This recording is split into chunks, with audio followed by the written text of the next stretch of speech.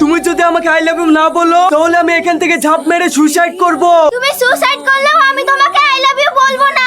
ভাই তুমি সুসাইড করো না, এরকম মেয়ে তুমি জীবনে অনেক পাবে, এভাবে তুমি নিজের জীবনটা শেষ করো না। আমি নামবো না, আমি মরবো। ওগো মেয়েটা, ওই ছেলেটা তোমাকে এত ভালোবাসে, আর ছেলেটাকে সুইসাইড করতে দিছো? ওকে ভালোবাসি বলো না। দেখ পল্লবী, তুই ওকে আই লাভ ইউ বলি বাঁচা, আর ও যদি মরে যায় তাহলে কিন্তু তোকে ফাঁসিতে ঝুলতে হবে।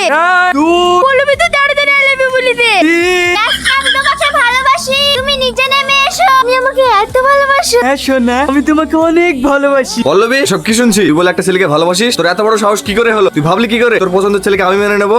হেই পাগলি, কাঁদছিস কেন? আরে আমি মজা করলাম। আমার বোন মারা যাওয়ার পর আমি তোকে নিজের মেয়ের মতোই মানুষ করেছি। যেখানে তুই খুশি থাকবি আমি সেটাই করব।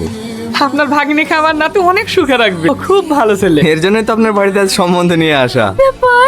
এখানে তবে আপনাদের একটা কথা বলি, ছেলের কিন্তু বাবা নেই। হ্যাঁ আমি শুনেছি ছেলের বাবা নেই, কিন্তু ছেলের মাকে তো দেখতে পাচ্ছি না। না কই মা, তুই একটু বাইরে আয়। কি হলো মা, তুমি কাঁদছো কেন? তুমি কি এই মানুষটাকে চেনো? বলো না মা, একে তুই একে চিনিস? এ হচ্ছে ইয়াসিনের আব্বা, আমার স্বামী। ওগো, তুমি বিয়ে করলে চলে এসো। হ্যাঁ আমি বিয়ে করেছি। আজ তোর সাথে বিয়ে হওয়া 10 বছর হয়ে গেল। তুই আমাকে একটা সন্তানের মুখ দেখাতে পারিসনি। আমার এখন সন্তান চাই, তাই আমি বিয়ে করেছি। তুই এক্ষুনি এই বাড়ি থেকে বেরিয়ে যা। তোমার দুটো পায়ে পড়ছি, তুমি আমাকে বাড়ি থেকে বের করে দিও না। তোর কোনো কথা আমি শুনবো না, সর এখান থেকে। আমি কি করলাম? একে তাড়াতাড়ি ডাক্তারের কাছে নিয়ে যেতে হবে। এর কিছু কারণ নেই, পেশেন্ট এখন সুস্থ আছে। তবে একটা খুশির খবরও আছে, আপনার মেয়ে মা হতে চলেছে।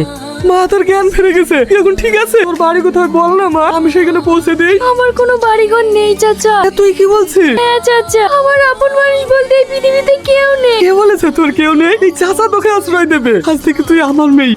এই থেকে আমি এই মানুষটার কাছে আশ্রয় পেয়েছি। ভেবেছিলাম নিজেকে শেষ করে দেব, কিন্তু যখনই শুনলাম তোমার সন্তান আমার গর্ভে, তখন থেকে আবার নিজের সন্তানের জন্য বাঁচার স্বপ্ন দেখেছি। কখনো ভাবিনি আবার তোমার দেখা পাবো।